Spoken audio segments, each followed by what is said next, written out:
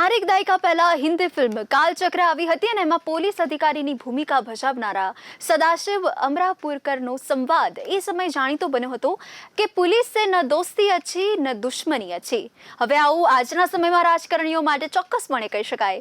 તેથી જ તેમને 100 ગજના નમસ્કાર કહેવામાં આવે છે. એક સમય રાજકારણમાં જોડાવા તલપાપડ બનેલા ખોડલધામના નરેશ પટેલને કદાચ રાજકારણનું આ સૂત્ર બરોબર સમજાઈ ગયું છે.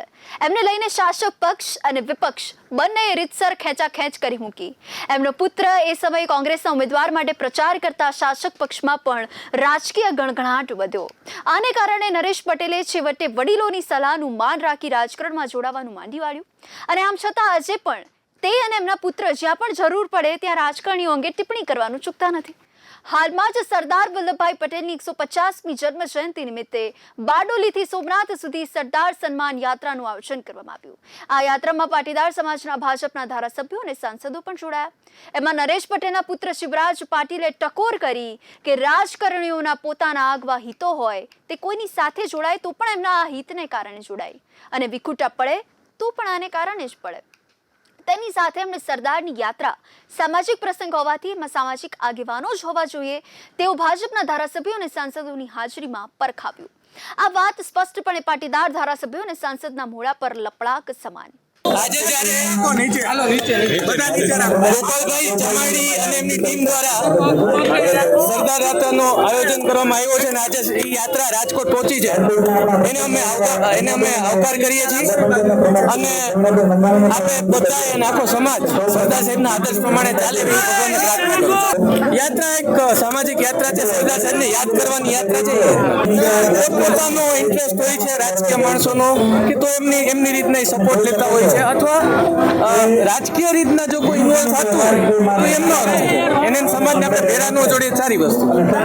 સરદાર સાહેબની જેટલી આપણે પ્રતિક્રિયા વિશે બોલીએ ને એ મારી માટે એમની માટે ઓછું છે. કારણ કે જ્યારે સરદાર સાહેબને 150 વર્ષ પૂરા થવા આવ્યા છે એમને જે આ દેશ માટે કર્યું છે, આ દેશની આઝાદી માટે કર્યું છે, આખા બધાએ ગાંધીજી, નહેરુ સાહેબ બધાને ફ્રીડમ ફાઇટર મળીને જે દેશ માટે કર્યું છે એવું એનું 5% અમે કરી શકીએ સારી વસ્તુ.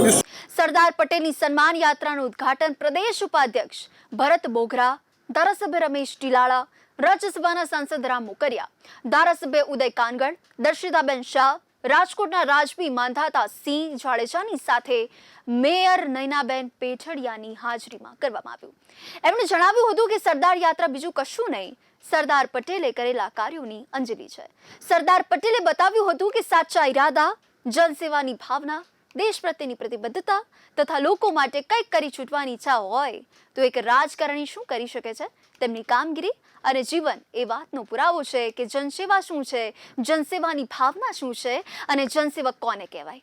તેની સામે આજે વૈભવી કારોમાં ફરતા આપણા જ રાજકારણીઓને જોઈને કોઈ કહે કે ભાઈ તમે તો સરદાર પટેલ જેવું કર્યું, તેઓએ તો દેશ સેવાની વાત જવા દઈએ પરંતુ સમાજ માટે પણ શું કર્યું છે તે પણ કહી શકાય તેમ નથી.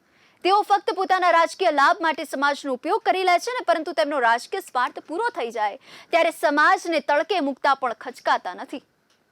આવી હાલતના રાજકારણીઓની માનસિકતા છે અને સરદાર પટેલનું નામ લેવું છે પરંતુ તેમના કામનો એક અંશ પણ એમનામાં આવતો નથી. તે ફક્ત સમાજનો અને સમાજની સંગઠન શક્તિનો ઉપયોગ કરી પોતાની રાજકીય કારકિર્દી રચી કાઢે. પછી સમાજ કોણ ને હું કોણ એવો એમનો અભિગમ હોય. શિવરાજ પટેલે જણાવ્યું હતું કે રાજકોટ પહોંચેલી યાત્રાને આવકારવાની સાથે આપણે આપણો સમાજ સરદાર પટેલના સિદ્ધાંતો પર ચાલે એવો સંકલ્પ કરીએ, એમના મૂલ્યોને જીવનમાં ઉતારીએ. શિવરાજ પટેલના આ પ્રકારના વેણથી અનેક પટેલ ધારાસભ્યો અને સાંસદોને તકલીફ થઈ હોય એ સ્વાભાવિક છે. એમણે આ પ્રકારના વેણ કોને ધ્યાનમાં રાખીને ઉચ્ચાર્યા છે અને કયા તરફ ઇશારો કર્યો છે એ બધા સમજી પણ ગયા હતા. આ સંજોગોમાં શિવરાજના બોલ ફરી પાછા ક્યાંક વિષ ન કે એ પણ જરૂરી છે. ઘર ફૂટે ઘર જાય એ કહેવત મુજબ જ પાટીદારમાં જો આ રીતે તળા પડશે તો તેમનો બાર્ગેન પાવર ઘટી જશે. હાલમાં તો એવી સ્થિતિ નથી પરંતુ ભવિષ્યમાં જો આ પ્રકારની પરિસ્થિતિનું સર્જન થાય તો નુકસાન રાજકીય પક્ષોને નહીં જાય પરંતુ પાટીદારોને જશે. શિવરાજના બોલે સનસનાટી જરૂર મચાવી અને એના પર ધ્યાન પણ ચોક્કસ આપી શકાય ને છતાં એ હકીકત છે કે આનાથી કઈ પાટીદાર સમાજમાં ભૂકંપ આવી જવાનો નથી. આજના આગેવાનો એને નાના બાળકના બોલ અથવા તો સરદાર પ્રત્યેની નિષ્ઠાને કારણે દરેક નેતાને સરદારના માપ દંડ પર આંકવાનો પ્રયાસ ગણી ભૂલી જશે. અને છતાં પણ આજની હકીકત એવી છે કે તમે એટલા અપશબ્દો કહો કે રોજ સવાર પડે અને ટીકા કરો, પરંતુ આપણે રાજકારણી વગર ચાલવાનું નથી, એ હકીકત છે. આ એક અનિવાર્ય અનિષ્ટ સમજો કે આપણી ગરજ કહો, પણ આ હકીકત છે. પછી તેની સાથે ડીલ કરતા શીખવું જ પડશે.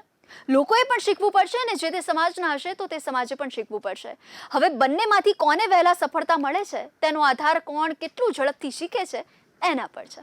જો રાજકારણી ઝડપથી શીખશો તો તેને સફળતા મળશે અને સમાજ ઝડપથી શીખશે તો તે પોતાના જ સમાજના રાજકારણી પાસેથી મહત્તમ પ્રદાન મેળવી સફળતા મેળવી શકશે.